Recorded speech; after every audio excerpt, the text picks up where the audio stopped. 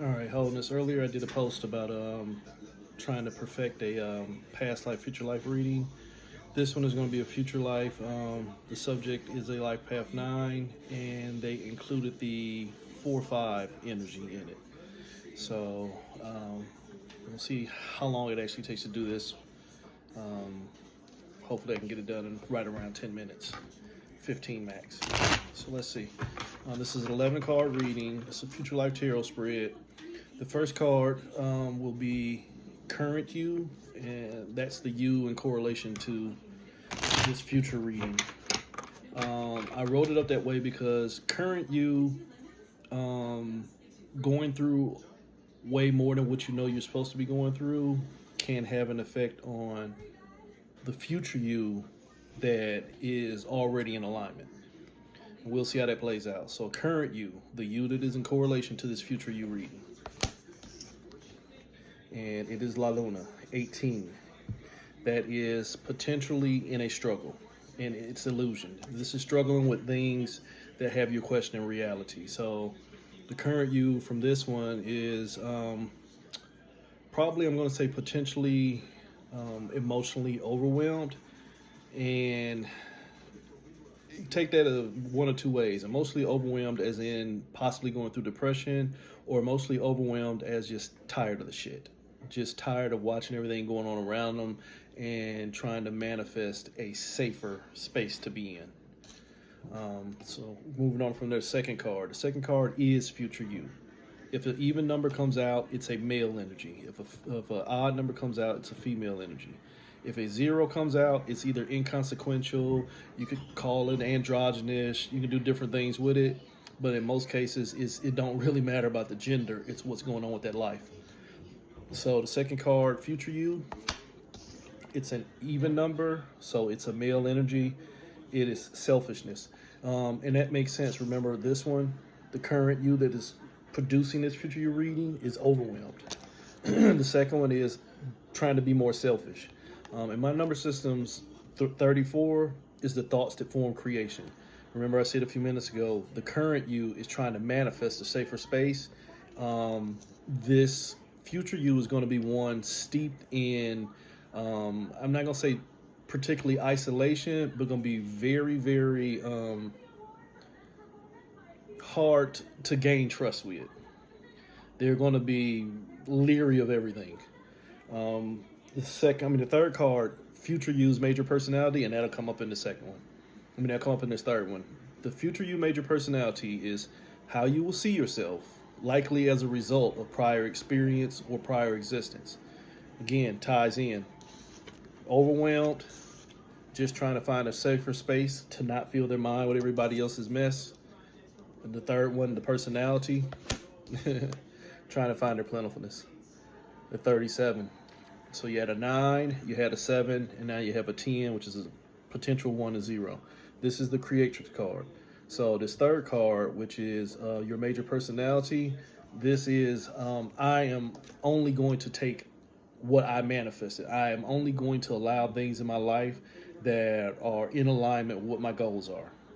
So again, when I was saying, well, this person may not be trusting, that can be dangerous. That's to tie this in what people do nowadays, where my intuition game's strong and they don't trust what they're seeing in front of them, but their intuition is based off of their trauma. You have to be careful with this energy in this future life.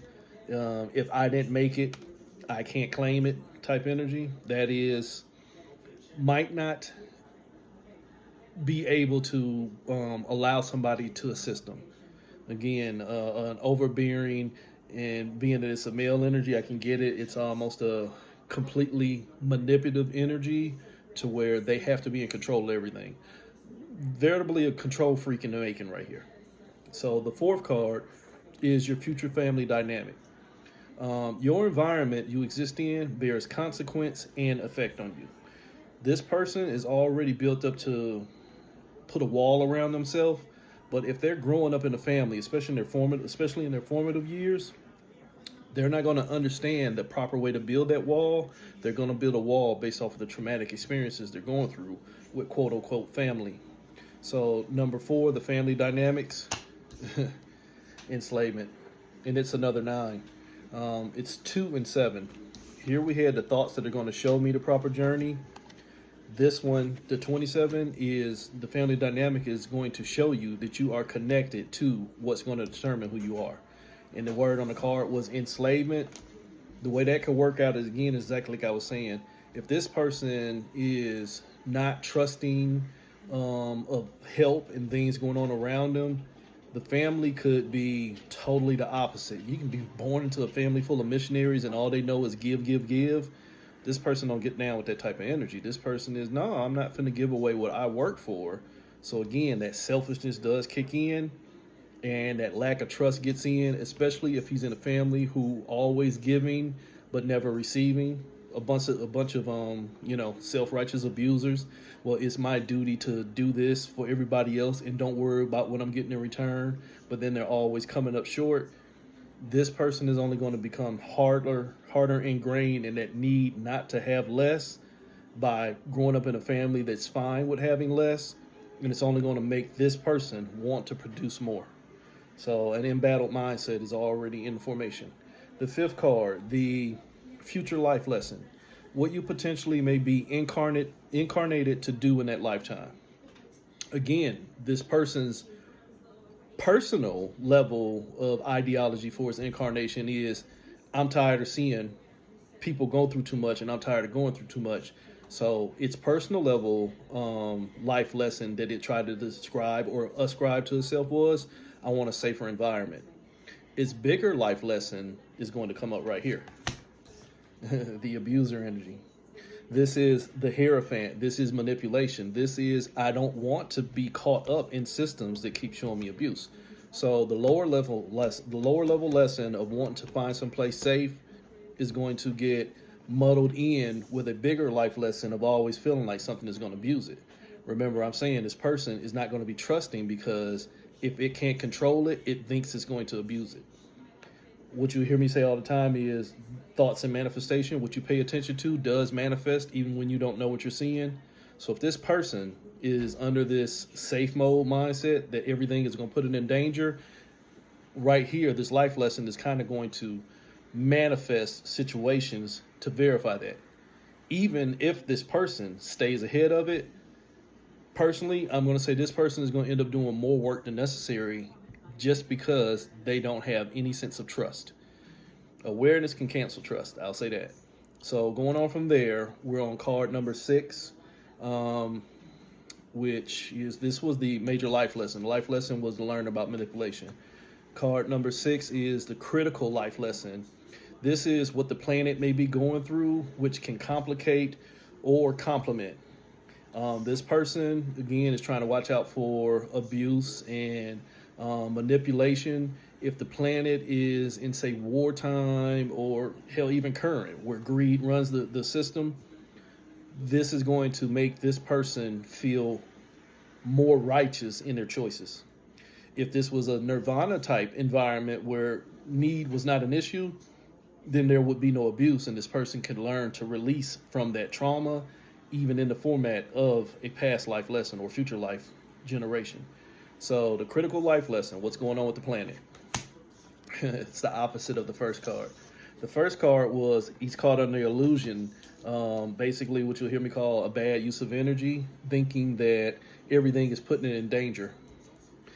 But like I said, it can complement it. The reality is, this person really is in danger. This is everything around it. Remember I said something a minute ago about what you keep paying attention to is what's going to manifest.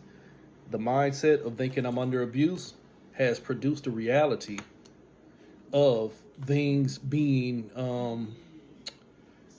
kind of to the point to where they do have to learn to, quote unquote, master the energy that they're reaching for.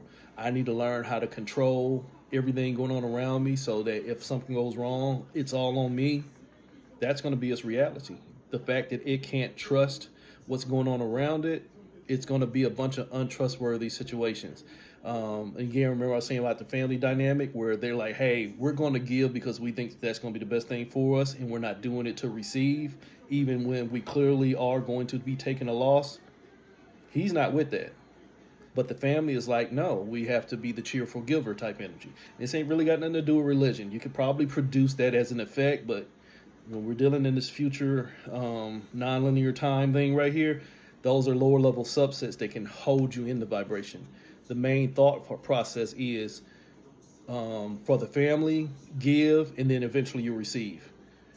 This person's mind frame is I'm not giving unless I have a reciprocal idea of what I'm receiving. So it generated that reality. Now this next one gets real tricky. This is the potential time period card. If an even number comes out, it goes by tens of years. If an odd number comes out, it goes by hundreds of years. If a zero comes out, it can be unknown, complex, inconsequential, or it could be an adjacent thing going on to where it actually could be taking place now. The future could be taking place now. And that goes back to what I was saying at the beginning, to where if you're supposed to be going on this path, but you let something stray you off that one is still happening. You're just not there to see it. So here is the potential time period. And it's an odd. And again, like I said, if it's odds, it's by hundreds. So we could say that that's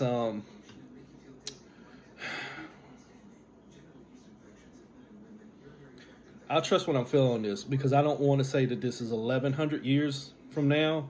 This is really 110 years from now, potentially 110 years from now. So we're in 2025. So we're seeing 2135, potentially what's going on in that. And if I was to be using my number system, the 2135 says this is a world that we embrace. 2135 says the world that we embrace. 3 plus 8, 11. The world we embrace will become the reflection of everything we connect to.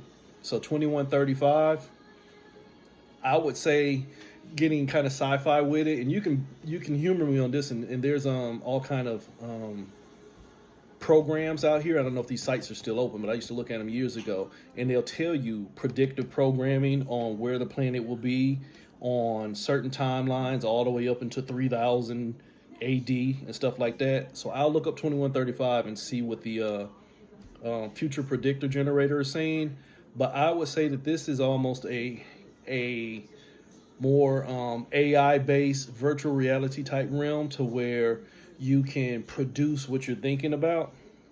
Almost like if you got a headset on and everybody's thinking about something positive, then the event becomes positive. But the danger with that is if everybody is only focusing on what they can create without actually creating and existing in it, then that's still some more AI controlled bullshit. It's like walking around with a virtual headset on all day long.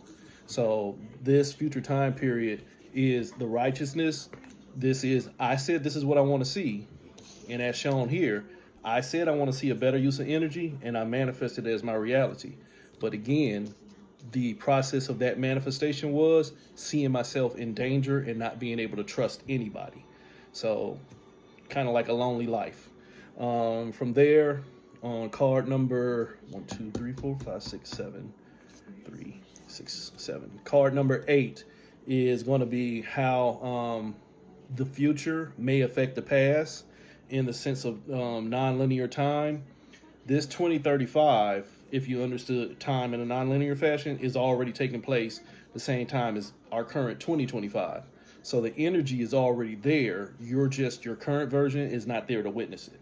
So 2035 is having an effect on your 2025, your reasoning process. It's a double down. What I'm thinking about, my thoughts that I keep thinking about, are the only thing I'm connecting to. That again is a constitution for this future life. I'm thinking that I'm in danger, so I'm going to produce an experience to verify the danger and how I can handle it. That becomes a reasoning process. So in the 2035, I'm still processing that same sense of danger. So therefore, I'm shooting that energy back.